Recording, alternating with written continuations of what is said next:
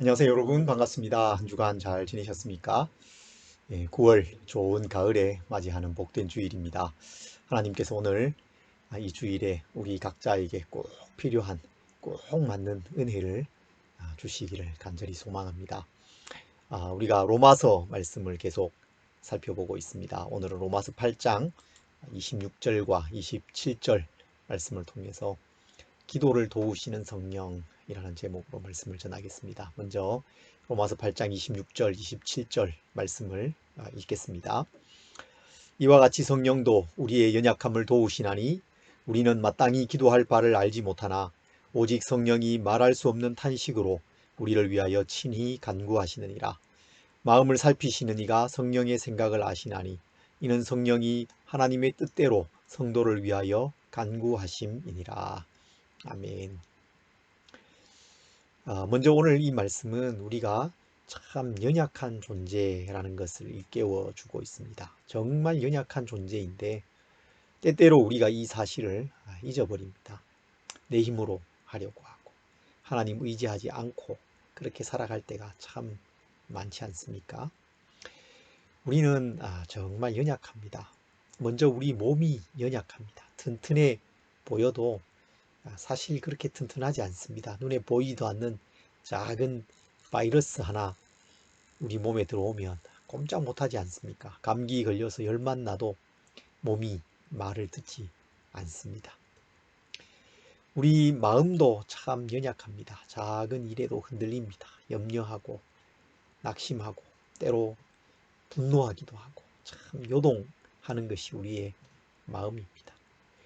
우리가 연약하다는 사실을 정말 깊이 느끼는 이 순간은 우리의 삶에 어려움이 있을 때만이 아닙니다. 오히려 일이 잘 풀리고 성공할 때에 그 성공이 우리를 넘어지게 하잖아요. 그 성공 때문에 교만해지고 그 성공 때문에 더 큰 실패를 할 때가 있습니다. 그러니까 우리가 정말 연약한 것입니다. 얼마나 연약한 것입니까?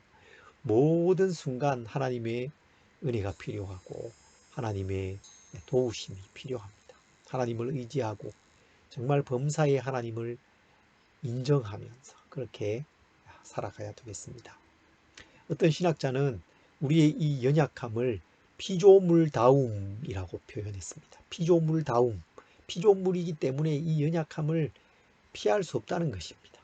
하나님께서 우리를 지으실 때에 하나님의 그 형상을 따라서 정말 존귀하고 멋진 존재로 만드셨지만 동시에 우리는 피조물로서 창조주이신 하나님을 의지하면서 살아가야 하는 그런 존재로 만드셨습니다.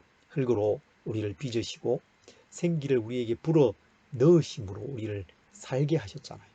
우리의 본질이 연약합니다. 하나님 의지하면서 순간순간 살아갈 수밖에 없는 그런 존재로 우리를 만드신 것입니다. 그래서 이게 피조물다움인 거죠. 연약함이라는 그 자체가 피조물로서 우리에게 피할 수 없는 그 모습이라는 것입니다. 그래서 우리는 우리의 연약함을 발견할 때에, 연약함을 볼 때에 그것을 깊이 받아들여야 되는 것입니다. 이게 인간이구나. 이게 인생이구나. 내가 참 연약하구나. 순간순간 그래서 하나님을 의지하면서 살아갈 수밖에 없구나. 그것을 깊이 받아들이고 살아가야 한다는 것입니다. 이런 우리에게 또 다른 종류의 연약함도 있습니다. 또 다른 종류의 연약함. 그것을 오늘 말씀이 보여줍니다. 그 연약함은 바로 기도할 바를 알지 못하는 연약함입니다. 이게 정말 연약한 것입니다. 여러분, 우리가 살다 보면 힘든 일, 어려운 일 만나잖아요. 그때 기도하면 기도가 힘이 됩니다. 기도할 때에 하나님의 위로가 임합니다. 기도할 때 하나님의 뜻을 깨닫습니다. 기도할 때 하나님께서 힘을 주십니다. 평강을 주십니다. 은혜를 주십니다. 기도에 응답하셔서 문제가 해결됩니다. 그러니까 기도가 얼마나 좋은 것입니까? 그런데 문제는 우리에게 기도조차 할 수 없는 연약함이 있다는 것입니다. 정말 큰 문제 앞에 부딪히면 기도해야 되는데 기도조차 안 나옵니다. 뭘 기도해야 될지조차 모릅니다. 그럴 때가 있습니다. 참 연약한 것입니다. 우리의 기도가 우리의 욕심에 이끌릴 때가 참 많습니다. 하나님의 뜻과 상관없이 내가 원하는 것만을 그냥 고집스럽게 기도할 때가 얼마나 많습니까? 그러면서도 우리 마음 한구석에는 이게 하나님의 뜻과 참 상관없다는 것도 압니다. 이 기도가 맞는 건가? 그런 마음이 있습니다. 의문이 있습니다. 그런데도 그렇게 기도합니다. 기도할 바를 알지 못하는 것입니다. 예수님께 나와서 무엇인가를 구했던 두 형제가 있죠. 야고보와 요한입니다. 야고보와 요한의 어머니는 예수님의 어머니 마리아와 가까운 관계였던 것 같습니다. 야고보와 요한의 어머니가 예수님께 나와서 무엇을 구하죠? 구한 것이 무엇입니까? 하나님의 나라에서, 주님의 나라에서 두 아들 야고보와 요한을 하나는 주님의 우편에, 하나는 주님의 좌편에 앉게 해달라는 것이었습니다. 그때 예수님은 예루살렘을 향해 여행을 하는 중이었습니다. 십자가를 지기 위해서 가시는 중이었어요. 그 길에서 예수님은 거듭해서 내가 예루살렘에 올라가서 고난을 받을 것이다. 잡혀 죽게 될 것이다. 십자가를 지게 될 것이다.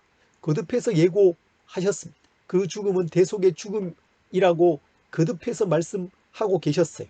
그런데 이 두 사람은 그 길에서 주님이 십자가를 향해서 나아가시는 그 길에서 자신의 출세와 자신의 성공을 꿈꾸고 있었습니다. 그때 예수님께서 이들에게 말씀하시죠. 너희가 구하는 것을 알지 못하는도다. 뭘 구하고 있는지 너희가 모르는구나. 이 연약함이 여러분 우리에게도 있습니다. 우리에게도 있어요. 뭘 구하는지 모릅니다. 뭘 구해야 하는지 모릅니다. 하나님의 뜻을 모릅니다. 그래서 기도할 수 없는 연약함. 마땅히 기도할 바를 알지 못하는 연약함. 그 연약함이 우리에게 있다는 것입니다. 그런 우리에게 정말 감사한 소식, 복된 소식이 있습니다. 그것은 우리의 이 연약함을 도우시는 분이 계시다라는 것입니다. 도우시는 분이 계십니다. 그분이 누구십니까? 바로 성령님이십니다. 성령님께서 우리를 도우십니다. 성령님을 성경은 보혜사라는 다른 이름으로 부르기도 하죠. 원어로는 파라클레토스라는 단어인데 이것은 곁에서 도우시는 분이라는 뜻이 있습니다. 파라라는 접두어가 옆에서, 곁에서, 나란히 그런 뜻이 있습니다. 곁에 서서 도와주시는 분, 그분이 성령님이십니다. 파라클레토스라는 이 단어를 영어 성경에서는 다양한 단어로 번역을 합니다. 가장 쉬운 단어는 헬퍼입니다. 헬퍼, 돕는 사람이라는 뜻이죠. 가장 단순하지만 가장 정확한 번역이라고 할 수 있습니다. 또 다른 번역은 카운슬러입니다.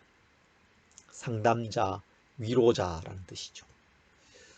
또 다른 중요한 번역어가 있는데 그것은 advocate입니다. 변호사, 대언자라는 뜻입니다. 이 모든 단어는 성령님께서 우리의 조력자, 우리를 도와주시는 분이라는 그 의미를 담고 있습니다. 유명한 설교자 스펄전 목사님의 설교에 이런 이야기가 있다고 합니다.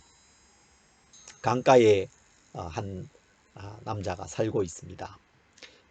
배를 노저어서 강을 건너가기도 하고 또 강으로 나가서 물고기를 잡기도 하는 그런 사람이었습니다. 이 사람에게 이 배는 살아가는 데 없어서는 안 될 필수품인 거죠.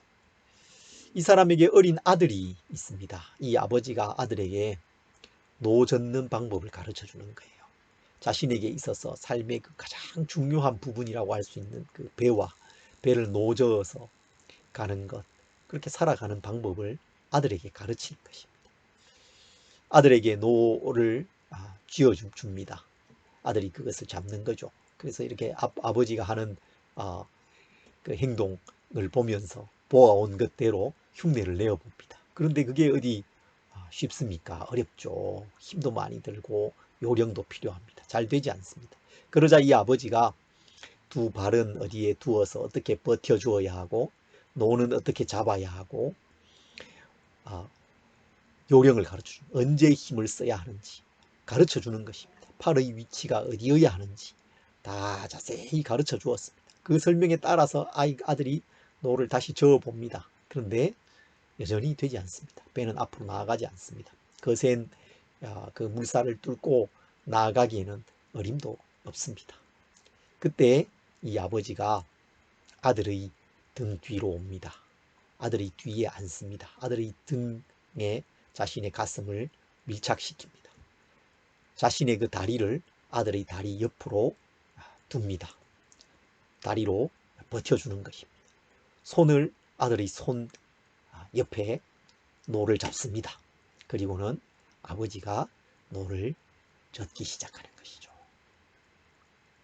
아들은 아버지의 그 리듬에 맞추어서 그냥 따라가기만 하면 됩니다. 그냥 따라가기만 하면 돼요.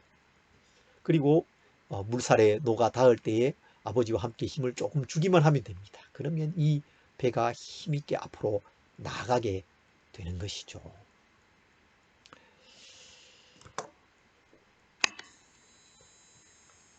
성령님께서 곁에서 우리를 도우시는 것이 마치 아버지가 아들을 도와서 노젓기를 가르치는 것과 같습니다. 성령님께서 그렇게 우리를 도우시는 것입니다.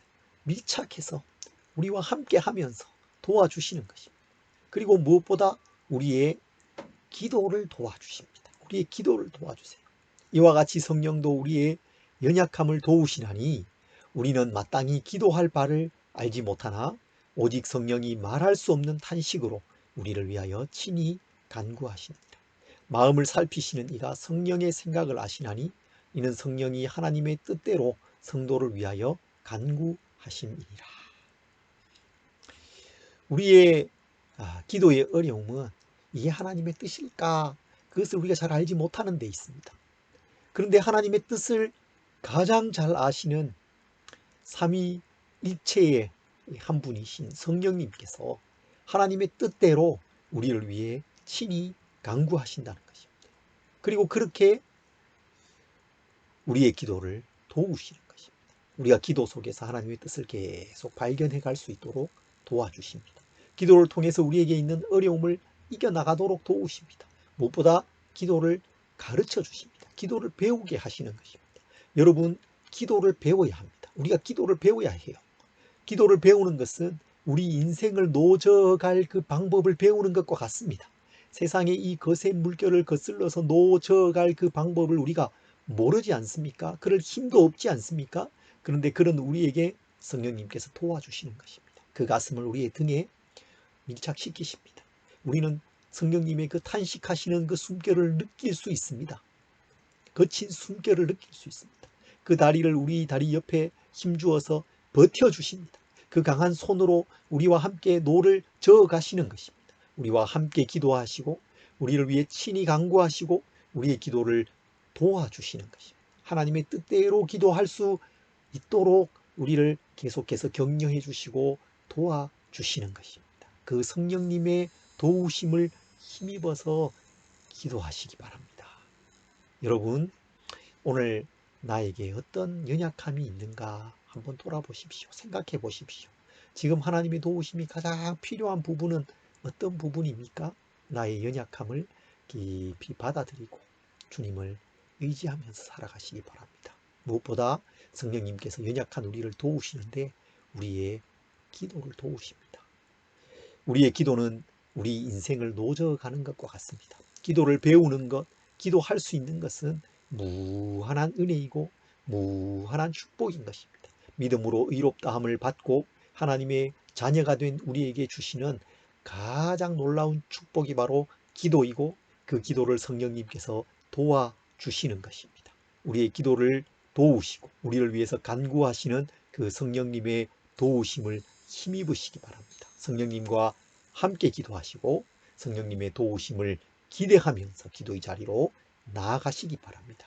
우리의 연약함을 도우시는 성령님, 우리의 기도를 도우시는 성령님을 풍성히 경험하면서 살아가는 우리 모든 성도님들이 다 되시기를 간절히 소망합니다.